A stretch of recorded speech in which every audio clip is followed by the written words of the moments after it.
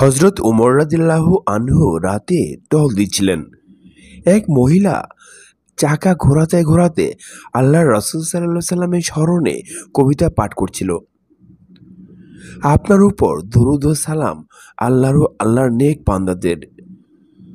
আপনি তো সেই ব্যক্তি যিনি রাত জেগে কাঁদতেন এবং আল্লাহকে ভয় করতেন। আমি জানি না কিয়ামতের দিন আমার রব আমাকে আপনার সঙ্গে মিলিত হতে দেবেন কিনা দেবেন না। সময় যেমন রং বদলাচ্ছে তেমনি মানুষের আমলও বদলে যাচ্ছে। জানি না কোন অবস্থা আমার মৃত্যু হয়, আপনার সঙ্গে মিলিত হওয়ার ভাগ্যে জুটে কিনা। হযরত উমর রাদিয়াল্লাহু আনহু ঘরটির দিকে এগিয়ে গেলেন, দরজায় করাঘাত করলেন। সময়টা ছিল মধ্যরাত। মহিলা জিজ্ঞেস করল, কে? উমর রাদিয়াল্লাহু আনহু বললেন, আমি উমর। মহিলা বলল, এত রাতে আমার ঘরে উমরের কি কাজ? জবাব দিলেন, হযরত উমর রাদিয়াল্লাহু আনহু বললেন, আল্লাহর ওয়াস্তে দরজাটা খুলে দাও। মহিলা ঘরের দরজা খুলে দিল। হযরত উমর রাদিয়াল্লাহু আনহু বললেন, একটু আগে যে পঙ্ক্তিগুলো আবৃত্তি করছিলে সেগুলো আমাকে শোনাও। আল্লাহর রাসূলের ভালোবাসায় তুমি যে কথাগুলো উচ্চারণ করছিলে সেগুলো আমাকে শোনাও।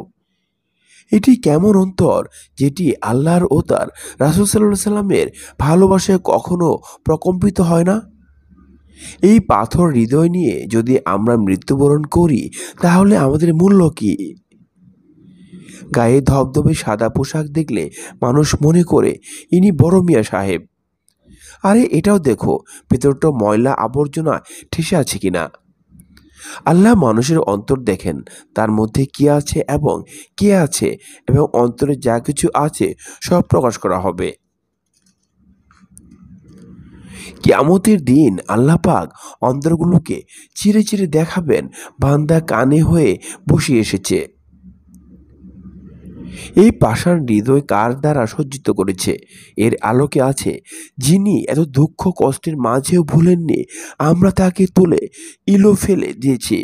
এর জন্য কখনো আক্ষেপও জাগেনি যে হায় আমি কি করলাম, কাকে ছুঁড়ে ফেললাম আর কাকে গ্রহণ করলাম।